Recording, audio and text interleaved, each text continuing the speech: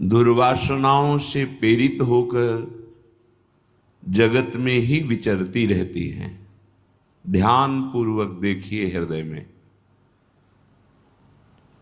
असाधना और साधना, बाह्य दृष्टि हटाइए, अंतर्दृष्टि में सुधार कीजिए।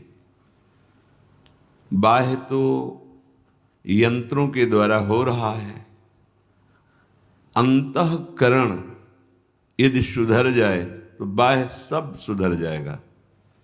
हम बाह्य सुधारने की चेष्टा करने की वृत्तियां देखते हैं कि ऐसा ऐसा, पर अंतर में हमारा निश्चय गलत है, कभी सुधार नहीं हो सकता।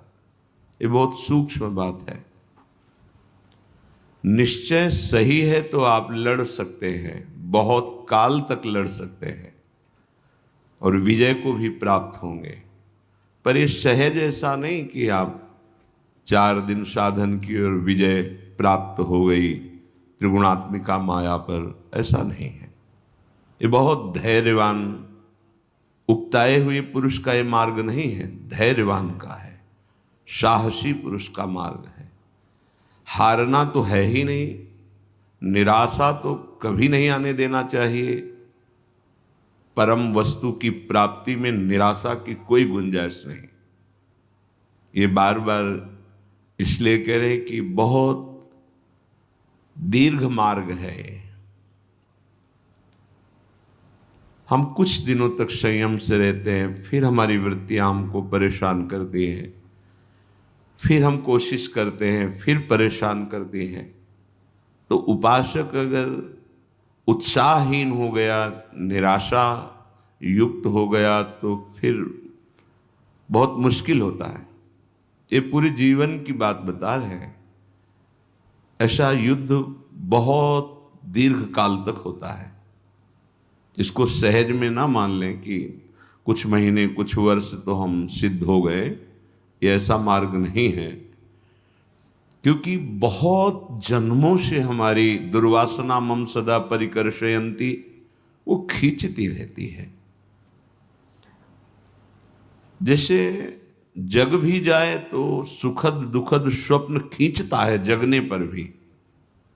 जब उसका अंतराय बहुत लंबा होता है तब वो विस्मरण होता है। नहीं, जग गए हैं, बैठे, पर उसी स्वप्न चिंतन में दुखद हुआ या सुखद, उसमें फिर जग के भी डूबने लगते हैं।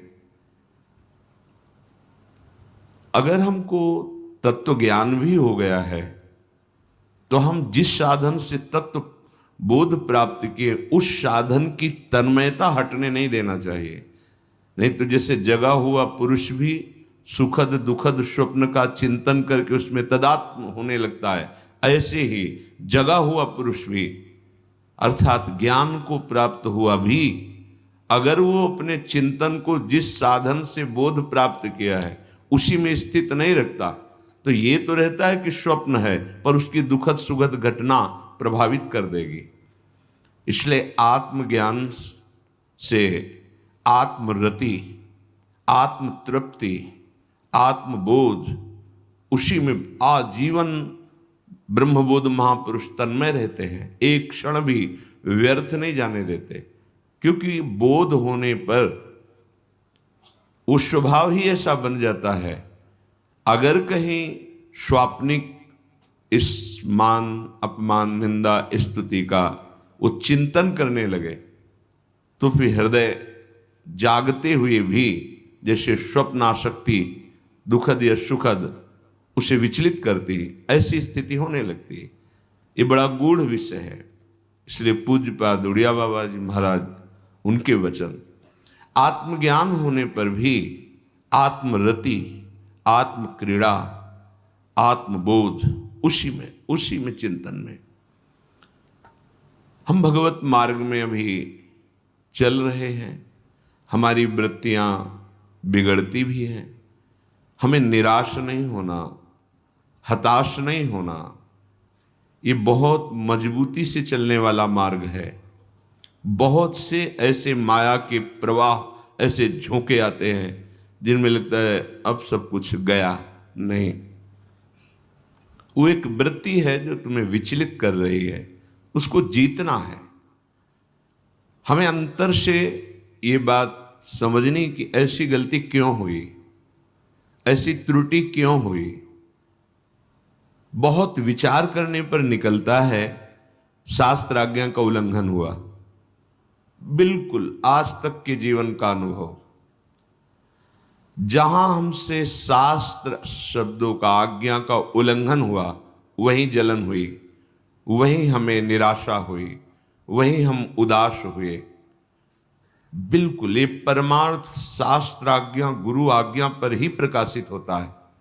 बिल्कुल ये बिल्कुल बात समझ ली।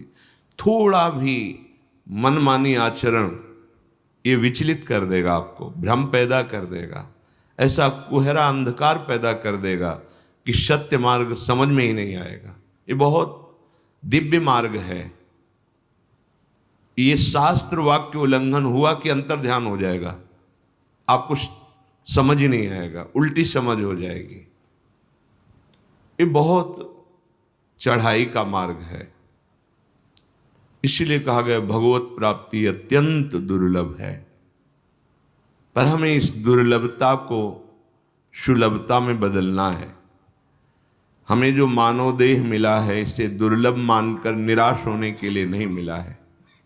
श्रीपाद प्रबोधानंद जी महाराज कह रहे हैं, त्यक्तः सर्वोपि धर्मो हरि हरि न मन्यत् त्यक्तमेकं विकर्म। श्री कृष्णे तस्य नाम स्वथ तदनुचरे नागसामस्ति मेन्तः। श्रीमद्वृंदावन त्वाश्रये मगति गतिम त्वेकलां त्वय्यशद्धि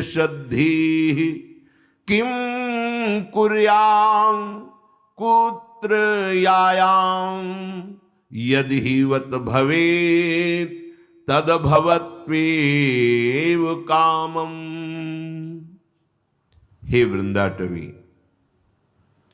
ये जो महापुरुष जन अपने को कह के बोलते हैं तो अपने मन को तदात्म करते हैं संपूर्ण प्राणियों के, तब वो बोलते हैं। जैसे ध्रुव जी ने तदात्म होकर प्राणवायु रोकी तो संपूर्ण ब्रह्मांड की प्राणियों की प्राणवायु रुक गई। जब महापुरुष तदात्म होते हैं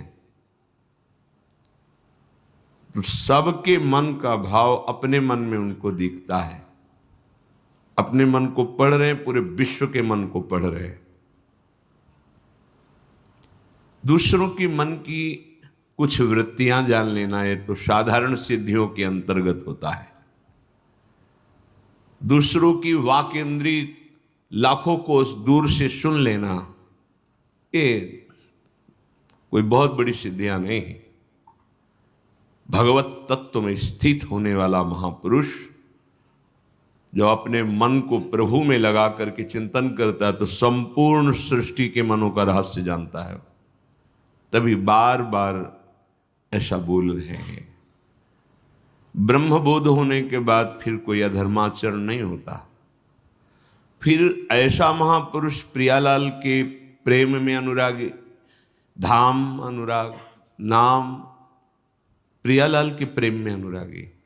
प्रियालाल से प्रेम ये दूसरी बात है। प्रियालाल के प्रेम में अनुरागी, लाल ललना मिल हियो सिरावत मोर। प्रियालाल के प्रेम में अनुरागी। इनको भला कहीं असत आचरण की वृत्ति भी उठ सकती है? नहीं। फिर ऐसा बोलते हैं तो ये हमारे लिए बोलते हैं, हमारे मन में तदात्म होकर बोल रहे हैं। कह रहे हैं प्रभु समस्त धर्मों ने मुझे ही छोड़ दिया, ऐसे आचरण हीन हो गए हम। कोई धर्म हम त्यक्तः सर्वोपि धर्मो। हे हरि, हे हरि, मैं कैसे बताऊं? क्योंकि धर्म से चलने वाला राग रहित होता है। वैराग्यवान पुरुष ही ज्ञान को प्राप्त होता है। और ज्ञानी पुरुष ही संपूर्ण जड़ चैतन्य में एकमात्र आत्मस्वरूप अपने प्रभु को देखता है। जो प्रभु को देखा, सत्य को जाना, उसी में उसकी रति होती है, वही प्रेमी बनता है।